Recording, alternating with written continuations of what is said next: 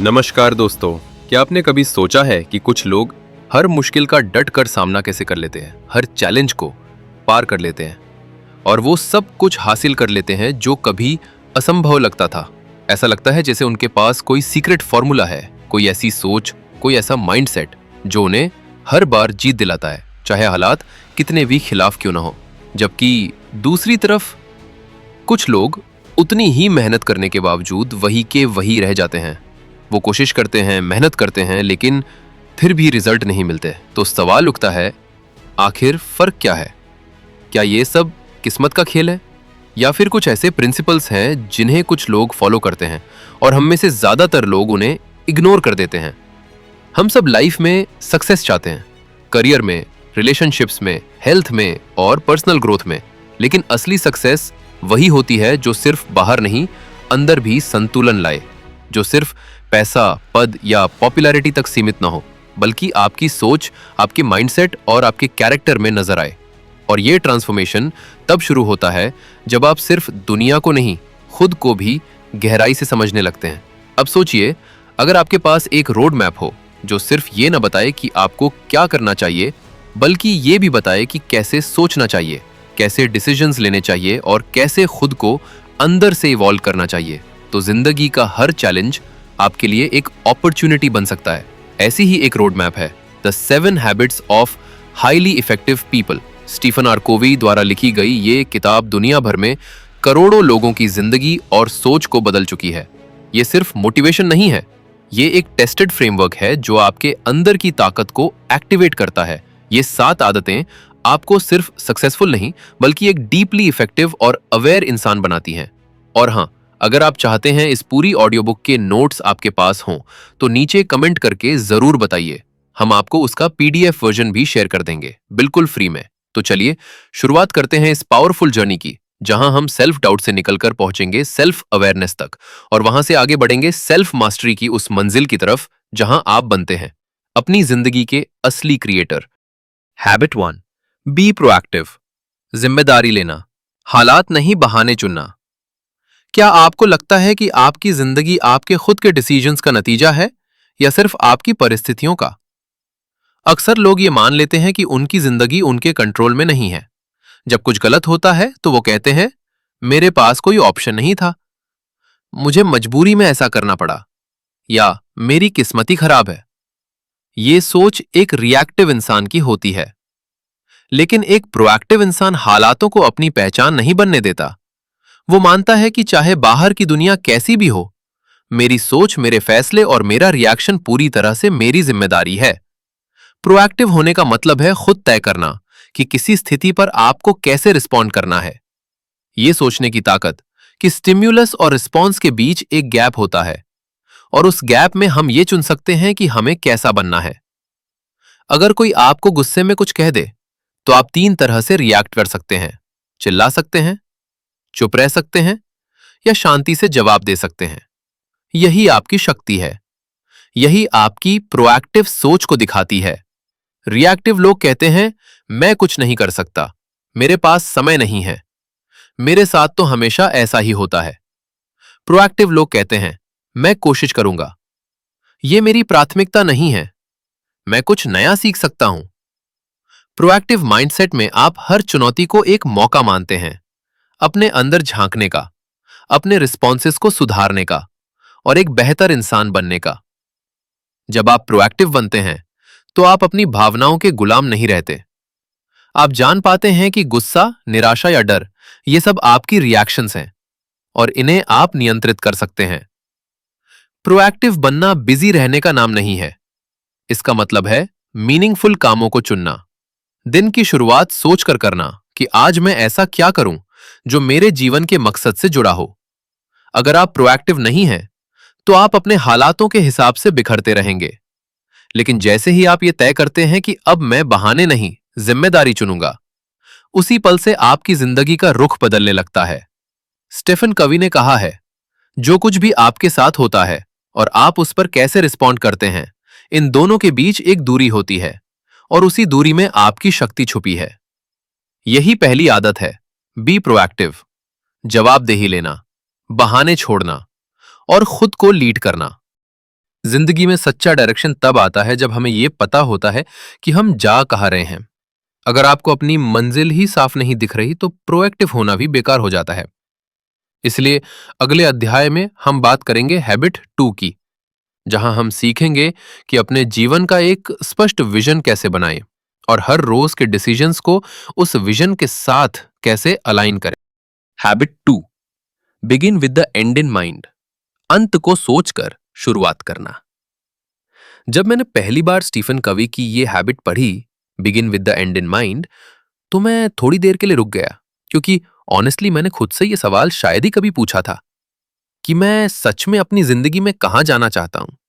हम सब कुछ बनना चाहते हैं, कुछ पाना चाहते हैं, लेकिन बहुत कम लोग ये सोचते हैं कि वो आखिर पहुंच कहां रहे हैं। कवि कहते हैं, हर दिन की शुरुआत उस सोच से करो जहां तुम एक दिन पहुंचना चाहते हो। और ये बात एकदम सच लगी। सोचिए ना, अगर आप कार चला रहे हैं लेकिन आपको ये नहीं पता कि जाना कहां है, तो क्या फर्क पड़ेगा कि आप कितनी तेज चला रहे हैं? आप बस घूमते रहेंगे। ठीक वैसे ही, अगर जिंदगी में डायरेक्शन नहीं है तो हम भी रोज भागते तो हैं, लेकिन समझ नहीं आता कि आखिर किस तरफ। कवि एक बहुत इंटरेस्टिंग एग्जाम्पल देते हैं। कल्पना कीजिए कि आप अपने ही फ्यूनरल में खड़े हैं। आपके परिवार वाले, दोस्त, ऑफिस के लोग सब वहां हैं। अब सोचिए, आप चाहते हैं कि वो लोग आपके बारे में क्या कहें। ये सोचते ही अंदर एक अजीब सी शांति आई और क्लैरिटी भी। मुझे लगा, मैं चाहता हूं कि लोग मुझे एक ऐसा इंसान समझें जिसने अपनी फैमिली के लिए, दूसरों के लिए वाकई कुछ किया, जो भरोसे के लायक था। बस यहीं से मुझे समझ आया कि मुझे अपनी जिंदगी किस डायरेक्शन में ले जानी है। कवि कहते हैं कि ये क्लैरिटी लाने का सबसे अच्छा तरीका है एक पर्सनल मिशन स्टेटमेंट बनाना। मतलब एक ऐसा छोटा वादा जो आप खुद से करते हो, जिसमें लिखा हो आप कौन बनना चाहते हो, आपके वैल्यूज क्या है और आप किस चीज में विश्वास रखते हो। मैंने अपना लिखा, मैं ऐसा इंसान बनना चाहता हूं जो अपने माँ बाप की उम्मीदों पर खरा उतरे और दूसरों के लिए भी कुछ बेहतर छोड़ जाए। इस स्टेटमेंट ने मेरी प्रायोरिटीज ही बदल दी। अब डिसीजन लेना आसान हो गया था। जो काम मुझे उस इंसान के करीब ले जाता था, मैं उसे चुनता था। बाकी चीजें अपने आप पीछे छूट गईं। हम सबकी जिंदगी में अलग अलग रोल्स होते हैं। मैं एक बेटा हूं, एक दोस्त हूं, एक स्टोरी टेलर भी हूं। अब मैं हर रोल के लिए सोचता हूं। मैं चाहता हूं कि मेरे पेरेंट्स मेरे बारे में क्या सोचे। मैं चाहता हूं कि मेरा दोस्त मुझे किस तरह याद करे। इससे मेरे चॉइसेस में एक क्लियर डायरेक्शन आने लगा। और हां, एक रियल एग्जाम्पल बताता हूं। पूजा नाम की एक महिला को मैं जानता हूं। वो हाउसवाइफ थी, लेकिन उसके मन में हमेशा एक बात थी कि मैं लोगों को इंस्पायर करना चाहती हूं। उसने एक डायरी में लिख दिया, मैं एक ऐसी महिला बनूंगी जो अपने शब्दों से दूसरों की जिंदगी में रोशनी लाए। धीरे धीरे उसने वीडियो बनाना शुरू किया। आज उसका यूट्यूब चैनल है। वो सेमिनार्स लेती है और लोग सच में उसे इंस्पिरेशन मानते हैं। क्यों? क्योंकि उसने सोचा अंत क्या होना चाहिए और उसी से अपनी शुरुआत की। अब जब मैं हर दिन उठता हूं तो बस एक ही बात खुद से कहता हूं, मैं कौन बनना चाहता हूं और आज मैं उस डायरेक्शन में क्या कर सकता हूं। यही है हैबिट 2 की असली ताकत। अब हैबिट 3 में हम जानेंगे कि अगर एंड पता चल गया है तो अब एक्शन कैसे ले, कैसे तय करें कि सबसे पहले क्या करना है और क्या बाद में। Habit 3, put first things first. सबसे जरूरी चीजों को पहले रखना। स्टीफन कोवे की पहली 2 आदतें हमें यह सिखाती हैं कि जिंदगी की जिम्मेदारी हमारी है और हमें पहले ही तय करना चाहिए कि हम कहां पहुंचना चाहते हैं। लेकिन असली खेल तब शुरू होता है जब हमें हर रोज अपने गोल्स के लिए काम करना होता है।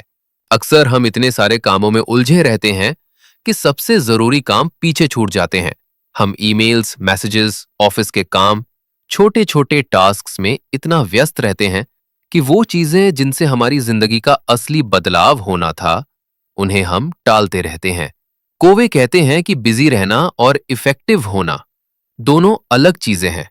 मान लीजिए आपने तय किया है कि आपको एक राइटर बनना है, लेकिन आप रोज दफ्तर के काम, फैमिली रिस्पॉन्सिबिलिटीज और मोबाइल स्क्रॉल करने में इतने उलझे रहते हैं कि एक्चुअल राइटिंग के लिए कभी समय ही नहीं निकाल पाते। तो आप उस गोल के करीब कैसे पहुंचेंगे? एक बार की बात है, रितेश नाम का एक लड़का जो मार्केटिंग जॉब करता था, बहुत सालों से सोच रहा था कि उसे अपना पर्सनल ब्रांड बनाना है।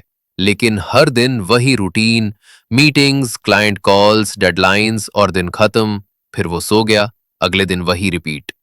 लेकिन फिर उसने एक दिन बैठकर खुद से पूछा, अगर मैं ऐसे ही चलता रहा तो मेरा ड्रीम कब पूरा होगा? उसने तय किया कि वो हर हफ्ते कम से कम 2 घंटे सिर्फ अपने पर्सनल कंटेंट के लिए निकालेगा, बिना कोई एक्सक्यूज दिए। कुछ महीने में उसका ब्लॉग वायरल हो गया, क्लाइंट्स आने लगे और आज वो अपने खुद के कंसल्टिंग बिजनेस को संभाल रहा है। हैबिट 3 यही सिखाती है, पहले सबसे जरूरी काम करो, बाकी चीजें बाद में भी हो सकती हैं। जरूरी काम मतलब जो आपको आपकी मंजिल के करीब ले जाए, भले ही वो अभी अर्जेंट ना हो। कई बार हम इंपॉर्टेंट और अर्जेंट में फर्क नहीं कर पाते। जैसे मोबाइल पर आया एक नोटिफिकेशन अर्जेंट तो लगता है, लेकिन जरूरी नहीं होता। वहीं आपकी हेल्थ, रिलेशनशिप्स या कोई लॉन्ग टर्म गोल शायद अर्जेंट नहीं लगे, लेकिन वो बेहद जरूरी है। इसलिए हैबिट 3 का मतलब है खुद को डिसिप्लिन से चलाना। खुद से ये पूछना कि आज के दिन की सबसे जरूरी चीज क्या है और फिर उसी को प्रायोरिटी देना। जब आप ये तय करना सीख जाते हैं कि क्या जरूरी है और क्या नहीं, तब आप सिर्फ रिएक्टिव इंसान नहीं रहते, बल्कि आप अपने समय और अपने फैसलों के मालिक बन जाते हैं। तो अगली बार जब आप किसी काम को शुरू करें तो एक पल के लिए रुकिए और सोचिए, क्या ये काम मुझे उस इंसान के करीब ले जा रहा है जो मैं बनना चाहता हूं? क्योंकि यही हैबिट 3 का सार है, सबसे जरूरी चीजों को पहले रखना। अब हैबिट 4 में हम सीखेंगे कि दुनिया सिर्फ मुकाबले की जगह नहीं है, बल्कि हम एक ऐसी सोच से जी सकते हैं जिसमें हर कोई जीत सकता है। Habit 4 think win win. ऐसा सोचो जिसमें सबकी जीत हो। हम सब ने बचपन से यही सीखा है, अगर किसी को जीतना है तो किसी को हारना पड़ेगा। स्कूल में नंबर की दौड़ हो, जॉब की कंपटीशन हो या सोसाइटी में कंपैरिजन, हर जगह यही सिखाया जाता है कि दूसरे को पीछे छोड़ो, तभी आगे बढ़ोगे। लेकिन स्टीफन कवी कुछ और कहते हैं। वो कहते हैं, जिंदगी कोई ऐसी रेस नहीं है जिसमें एक का जीतना दूसरे की हार हो, बल्कि हम ऐसी सोच भी अपना सकते हैं जिसमें मैं भी जीतूं और सामने वाला भी। जिसे वो कहते हैं think win win. Win win का मतलब होता है ऐसी सोच या ऐसा हल ढूंढना जिसमें दोनों पक्षों को वैल्यू मिले, दोनों खुश हों और कोई हारने वाला महसूस ना करे। यह सिर्फ बिजनेस डील्स के लिए नहीं है, यह सोच आपके हर रिश्ते में काम करती है, चाहे वो आपके पेरेंट्स हों, पार्टनर हों, दोस्त हों या आपका कोई कलीग। अब सोचिए, जब आप किसी दोस्त से किसी मुद्दे पर डिसएग्री करते हैं तो आपके पास दो रास्ते होते हैं। पहला, आप जोर जबरदस्ती से अपनी बात मनवाएं और दोस्त को हार मानने पर मजबूर करें। दूसरा, आप बैठें, सुने, समझें और एक ऐसा रास्ता निकालें जिसमें आप दोनों को अच्छा लगे। पहला तरीका इमीडिएट ईगो को खुशी देगा, लेकिन दूसरा तरीका रिश्ते को मजबूत करेगा। कवे कहते हैं कि विन विन माइंडसेट के लिए 3 चीजें बहुत जरूरी हैं। सेल्फ रिस्पेक्ट यानी खुद की वैल्यू को समझना, रिस्पेक्ट फॉर अदर्स यानी सामने वाले की भी उतनी ही इज्जत करना, और बिलीफ इन अबंडेंस यानी ये मानना कि सक्सेस, प्यार, रिकॉग्निशन ये सब सीमित नहीं है, सबके लिए काफी है। इंडियन कॉन्टेक्स्ट में सोचिए, दो दुकानदार एक ही गली में दुकान चला रहे हैं। अगर वो एक दूसरे को कॉम्पिटिटर समझें और लड़ाई करें तो दोनों का नुकसान होगा। लेकिन अगर वो ये सोचे कि हम दोनों अपने तरीके से कस्टमर को वैल्यू दे सकते हैं तो दोनों ग्रो करेंगे। या मान लीजिए आप अपने भाई या बहन के साथ घर के किसी काम को लेकर उलझ जाते हैं। अगर आप इंसिस्ट करते हैं कि बस मेरी बात मानी जाए तो झगड़ा होगा। लेकिन अगर आप ये पूछें तुम्हें क्या ठीक लगता है, चलो मिलकर कुछ सोचते हैं, तो रिश्ता भी बचेगा और काम भी हो जाएगा। विन विन का रास्ता आसान नहीं होता, इसमें पेशेंस चाहिए, समझदारी चाहिए और सबसे ज्यादा चाहिए ये सोच कि सिर्फ मेरी जीत काफी नहीं है, हमें साथ जीतना है। जब आप ये माइंडसेट अपनाते हैं तो लोग आपके साथ काम करना चाहते हैं, आपके साथ रहना चाहते हैं, क्योंकि उन्हें पता होता है कि आप सिर्फ अपने फायदे के नहीं सोचते। स्टीफन कवी कहते हैं, विन विन एक लॉन्ग टर्म सोच है। ये उस इंसान की सोच है जो सिर्फ मोमेंटरी जीत से खुश नहीं होता, उसे रिश्तों की, भरोसे की और शेयर्ड सक्सेस की अहमियत पता होती है। तो अगली बार जब कोई टकराव वाली स्थिति आए तो एक पल रुकिए और खुद से पूछिए, क्या ऐसा कोई रास्ता है जिसमें हम दोनों जीत सकते हैं? क्योंकि जब आप विन विन सोचते हैं तो आप न सिर्फ अच्छे रिजल्ट्स लाते हैं बल्कि आप अच्छे इंसान भी बनते हैं। तो अब आगे बढ़ते हैं हैबिट 5 की तरफ, जिसमें हम समझेंगे कि सच्चा कम्युनिकेशन बोलने से नहीं, सामने वाले को गहराई से सुनने से शुरू होता है। Habit 5, seek first to understand then to be understood. पहले समझो फिर समझाओ। हम सबने बातचीत तो बहुत की है, लेकिन क्या सच में कभी किसी को पूरी ईमानदारी से सुना है? अक्सर होता यह है कि सामने वाला कुछ कह रहा होता है और हम अंदर ही अंदर पहले से जवाब तैयार कर रहे होते हैं। स्टीफन कवी कहते हैं, most people don't listen with the intent to understand, they listen with the intent to reply. मतलब हम सुन नहीं रहे होते, हम बस अपनी बारी का इंतजार कर रहे होते हैं। मैंने खुद ये गलती कई बार की है। कोई दोस्त अपनी परेशानी बता रहा होता था और मैं फौरन बोल पड़ता था, अरे मेरे साथ भी ऐसा हुआ था, सुन, या तू ऐसा करना। लेकिन बाद में समझ में आया वो मेरे सॉल्यूशन नहीं, मेरी सेंसिटिविटी चाहता था। वो बस चाहता था कि कोई उसे ध्यान से सुने, बिना टोके, बिना जज किए। कवि कहते हैं कि ये हैबिट हमें सिखाती है, पहले कनेक्शन बनाओ फिर करेक्शन।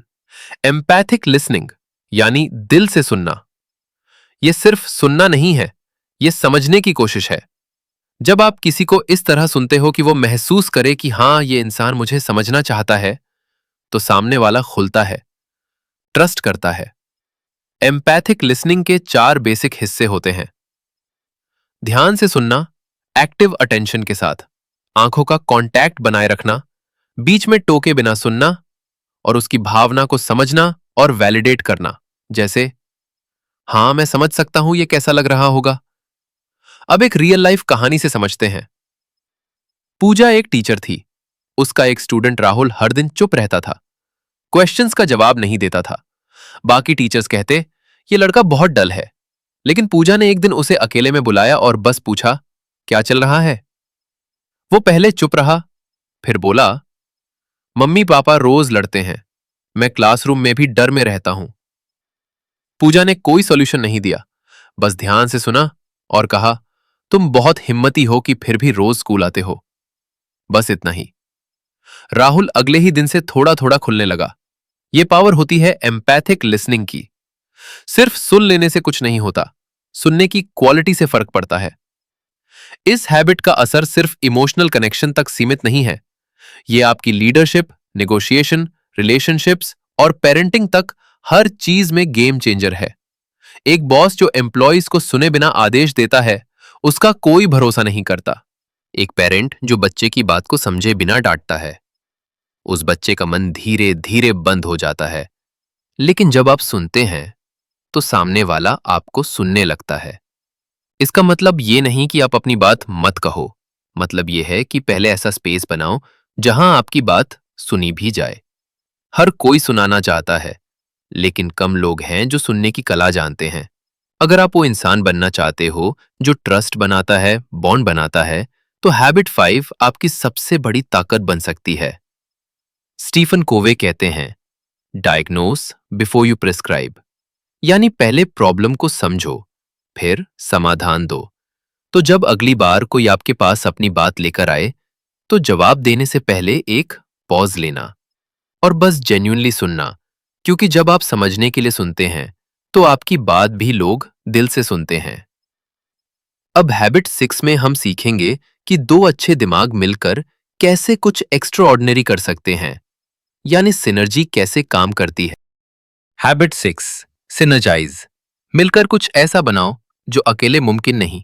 हम सबने टीम वर्क का नाम सुना है, लेकिन सिनर्जी उससे एक कदम आगे की चीज है। सिनर्जी का मतलब सिर्फ ये नहीं कि लोग मिलकर एक काम कर रहे हैं। इसका असली मतलब ये है कि लोग अपने अलग अलग आइडियाज, सोच और स्ट्रेंथ्स को एक साथ लाकर ऐसा कुछ क्रिएट करते हैं जो अकेले कोई भी नहीं कर सकता। स्टीफन कवी कहते हैं, synergy is not about tolerating differences, it's about celebrating them. मतलब अगर 2 लोग अलग सोच रखते हैं तो हमें उस डिफरेंस को दबाना नहीं चाहिए, बल्कि समझना चाहिए कि शायद उसी डिफरेंस में कोई नया बेहतर सॉल्यूशन छिपा है। मैंने खुद ये सीखा जब मैंने एक बार अपने एक दोस्त के साथ मिलकर एक प्रोजेक्ट किया। मैं हमेशा सोचता था कि मेरा तरीका सही है, लेकिन जब मैंने उसकी बात ओपन माइंड से सुनी तो हमारी थिंकिंग टकराई नहीं, मिलकर एक नया रास्ता बना। वो जो आउटपुट आया वो ना मेरा था ना उसका, वो कुछ और ही था। और ऑनेस्टली वो अकेले हम दोनों में से कोई भी अचीव नहीं कर सकता था। सिनर्जी का मतलब है जब आप किसी डिस्कशन में ये सोचकर नहीं जाते कि मैं सही हूं, बल्कि ये सोचते हैं कि हम दोनों मिलकर क्या बेहतर कर सकते हैं।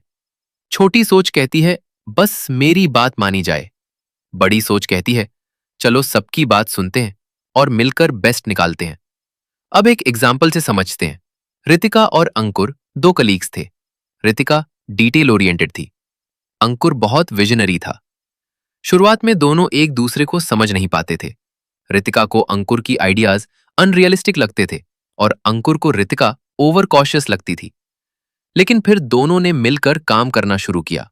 अंकुर ने विजन दिया, रितिका ने एग्जीक्यूशन प्लान बनाया और उस कैंपेन ने कंपनी का सबसे बढ़िया रिजल्ट दिया। क्यों?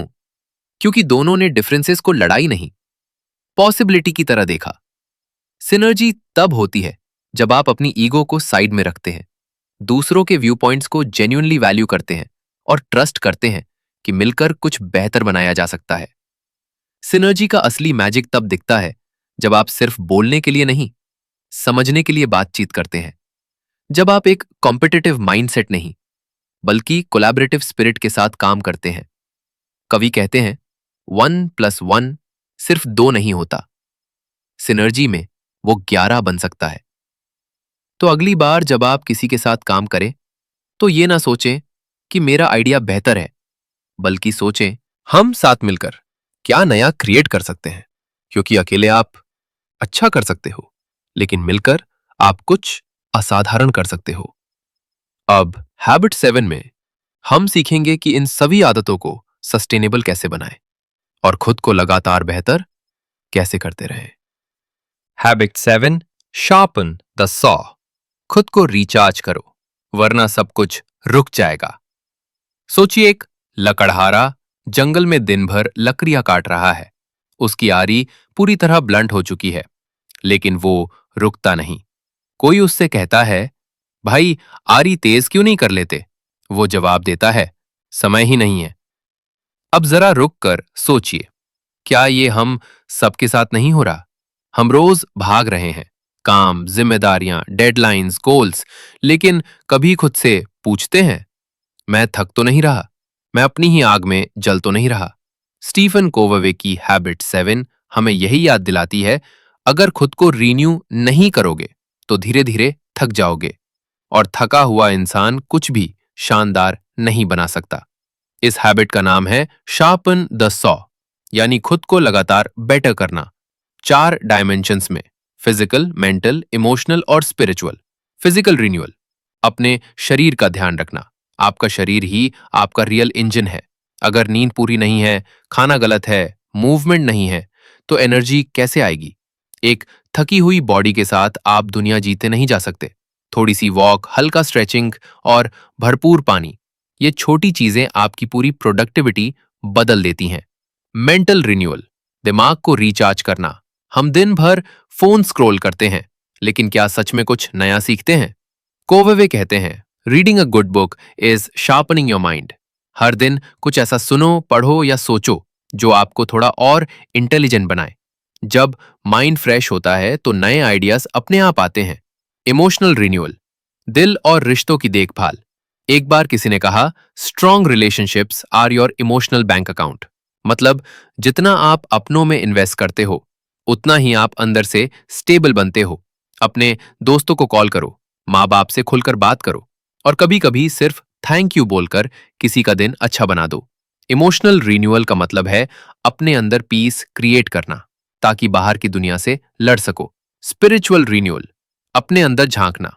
हर किसी का स्पिरिचुअल तरीका अलग होता है। किसी के लिए सुबह की प्रेयर है, किसी के लिए नेचर में वॉक, किसी के लिए जर्नलिंग, तो किसी के लिए खुद से बात करना। स्पिरिचुअलिटी का मतलब है अपनी वैल्यूज के साथ जुड़ना, ये याद दिलाना कि मैं कौन हूं और क्यों कर रहा हूं। अब सवाल यह है, क्या सेल्फ केयर लग्जरी है? नहीं, ये एक जरूरत है, क्योंकि अगर आप खुद टूट गए तो आपके रिश्ते, आपकी परफॉर्मेंस, आपकी क्लैरिटी सब धीमे धीमे फेड होने लगती है। हर मशीन को मेंटेनेंस चाहिए होती है। आप भी एक इंसान हो, आपके अंदर भी रीसेट, रिस्टोर और रीअलाइन करने की जरूरत है। तो अगली बार जब आप कहें मेरे पास समय नहीं है, तो सोचिए, क्या आप वो इंसान बनना चाहते हैं जो ब्लंट आरी लेकर दिन भर लकड़ियां काटता रहा, या वो जो थोड़ी देर रुककर खुद को तेज करता है और फिर बाकी दुनिया को भी बदल देता है। कवे कहते हैं, sharpening the saw is the single most powerful investment you can make in your life. अब सवाल ये नहीं है कि आप क्या कर रहे हो, सवाल ये है, क्या आप खुद को रोज थोड़ा बेहतर बना रहे हो? तो आज का दिन आप किस रिन्यूअल से शुरू करेंगे? सोचिए और बस थोड़ा सा वक्त खुद के लिए निकालिए। तो दोस्तों, आपने अब तक वो 7 आदतें सीख ली है जो सिर्फ सफल नहीं बल्कि असरदार इंसान बनने के लिए जरूरी है। आपने जाना कि कैसे जिम्मेदारी लेना, बी प्रोएक्टिव, मंजिल को साफ देखना, begin with the and in mind, और सही प्रायोरिटीज चुनना, पुट फर्स्ट थिंग्स फर्स्ट, आपको अपनी जिंदगी की कमान खुद संभालने में मदद करती है। आपने महसूस किया कि विन विन माइंडसेट, सच्चे दिल से सुनना और सिनर्जी आपकी रिलेशनशिप्स को गहराई देता है। और आखिर में खुद को शार्पन करना, खुद को रोज थोड़ा बेहतर बनाना, यही आपकी ग्रोथ की असली चाबी है। लेकिन सवाल अब यह नहीं है कि आपने ये सब सुन लिया, सवाल यह है क्या आप इसे जिएंगे भी? क्योंकि ज्ञान तो हर किसी के पास होता है, लेकिन उसे डेली एक्शन में बदलना ही असली गेम चेंजर है। हर दिन जब आप उठो तो बस एक बात याद रखो, आप अपनी कहानी के लेखक हो। अगर आज आप थोड़ा सा प्रोएक्टिव हो गए, अगर आज आप अपनी प्रायोरिटीज को लेकर थोड़ा ज्यादा क्लियर हो गए, अगर आज आपने किसी की बात दिल से सुन ली, तो समझिए आपने अपनी जिंदगी को उस दिशा में एक छोटा लेकिन गहरा मोड़ दे दिया है। स्टीफन कोवी कहते हैं, you are not a product of your circumstances, you are a product of your decisions. तो अब वक्त आ गया है कि आप ये 7 आदतें सिर्फ पढ़ें या सुने नहीं, इन्हें अपनी जिंदगी का हिस्सा बना ले, अपनी आइडेंटिटी बना ले। क्योंकि दुनिया बदलने का सपना हर कोई देखता है, लेकिन जो पहले खुद को बदलने की हिम्मत करता है वही वाकई दुनिया में फर्क लाता है। और हां, अगर आपको इस ऑडियो बुक की पूरी पीडीएफ नोट्स चाहिए तो नीचे कमेंट करना मत भूलिए, हम आपको फ्री में भेज देंगे। अब मैं सिर्फ एक आखिरी बात कहूंगा, जैसे जैसे आप इन आदतों को अपनाते जाएंगे वैसे वैसे आप उस इंसान के करीब पहुंचेंगे जिसे आप बनने के लिए इस दुनिया में आए हैं। तो आज के लिए बस इतना ही, मिलते हैं अगली वीडियो में एक नए और दिलचस्प विषय के साथ। तब तक के लिए नमस्कार और अपना ख्याल रखिए। वीडियो अच्छा लगा हो तो लाइक करें, चैनल को सब्सक्राइब करें और अपने विचार कमेंट में जरूर बताएं।